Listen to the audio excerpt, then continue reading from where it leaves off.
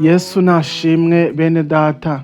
Uyu munsi bavandimwe turarebera hamwe ubutumwa bushimishije buvuga ngo Imana izakugirira ibambe.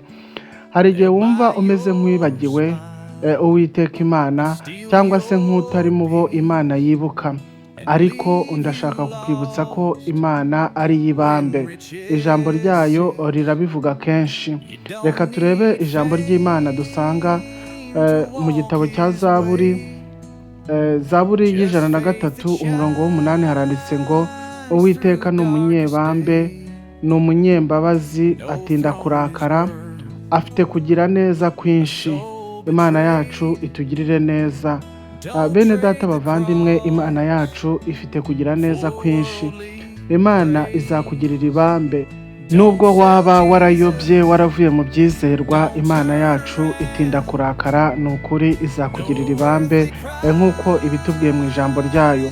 Umuntu mubi areka inzira ye, n'umuntu w'umugome areka ibyo atekereza. Agarukira uwiteka nawe azamugirira imbabazi. Agarukira Imana yacu kuko igira imbabazi nyinshi. Mwene data, ntibiba byaratinze niyo waba warayivuyeho, niyo waba warakoze ibidakwiriye, igihe cyose wihannye Imana ni ukuri irakwakira kandi yakugirira neza. Izagukingurira imbabazi zayo niwemera kuyigarukira. Kandi wibuke ko n'umwana w'ikirara yasubiye mu rugo, Imana ikamwakira. Imana itugirire neza. Bavandimwe, ibambe ry'Imana rizana umukiro n'ubuzima bwiza. Uyu munsi ndashaka kukubwira ko Imana iyo ikugiriye ibambe ni ukuri uba uri umunyamahirwe. Imana itugirire neza. Ni ukwanga Imana yacu yadukijije atari uko twakoze imirimo yo gukiranuka cyangwa se twakoze ibyiza, ahubwo ni kubw'imbabazi z'Uwiteka. Imana itugirire neza.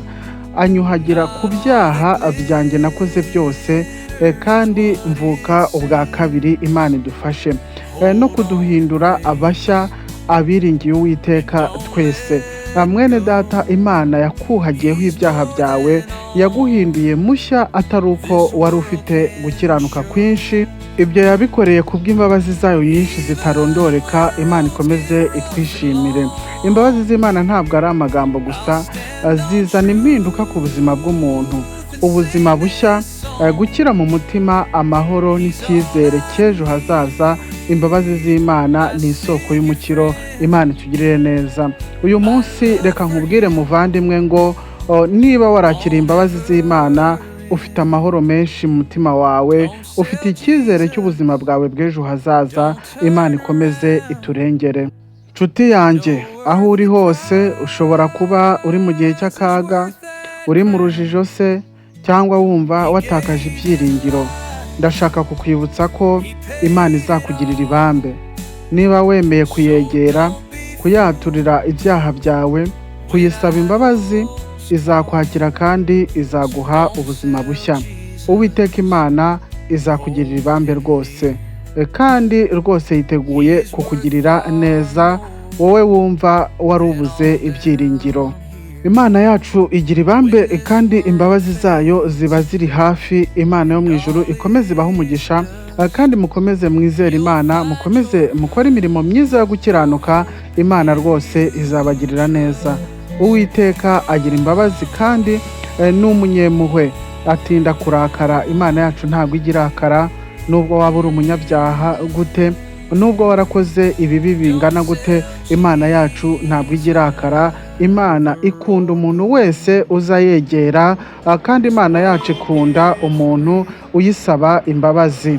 Imana yacu rero ikomeze ibishimire, ikomeze ibane namwe, kandi ikomeze ibahe ku mbabazi n'ibambe byayo. Imana yo mu ijuru rero ni nyarukundo, ishobora byose, iri muri twebwe, kandi izakomeza kubana natwe. Umuntu wese yizera imbabazi z'Imana, kandi umuntu mubi areke ububi bwe, umuntu wese areke ubugome bwe, areke ikibi cyose kimutandukanya n'Imana, kuko Imana yacu yiteguye kumurengera.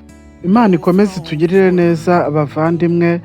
Kandi wowe wumva umeze nk'uwibagiwe Imana, uyu munsi garuka ku rufatiro, garuka mu gusenga, garuka mu kongera guca bugufi mu mutima wawe, kugira ngo imbabazi z'Imana zibone aho zishinga imizi.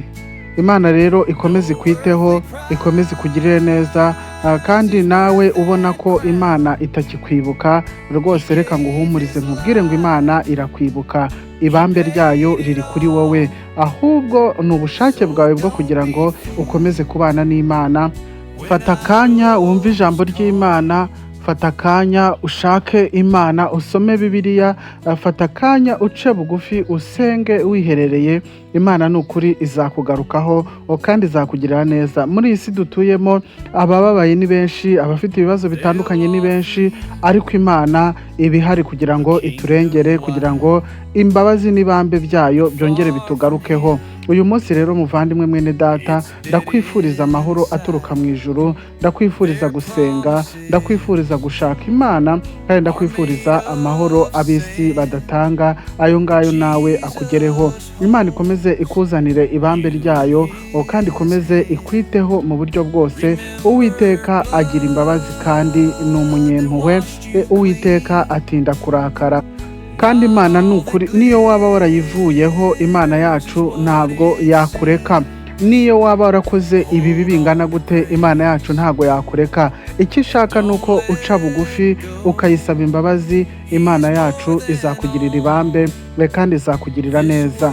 Bene data bavandimwe rero, uyu munsi nashaka kubabwira ko Imana yacu izakugirira ibambe, kandi imbabazi zayo ziri kuri wowe iminsi yose. Rero ntiwihebe, ntucike intege, kubera ko Uwiteka arahari ngo akugirire neza, Uwiteka arahari ngo abane nawe. Reka dusenge isengesho tubwira Imana ngo ize mu buzima bwacu, tubwira Imana ngo ibambe n'imbabazi byayo byongere bitugarukeho. Data wa twese uri mu ijuru, turagushimira kugira imbabazi, tugusabye kutwiyereka iminsi yose, utwiyumvemo Mana yacu, imbabazi zawe zitugarukeho, kandi utuyobore inzira y'ubugingo, mu izina rya Yesu Kristo, amena. He gave his life, he paid it all, so don't be fooled when idols call. So don't sell Jesus, hold him near. He's worth far more than all down here. When this world fades and all is dust, you'll find your hut, your hope in him you trust.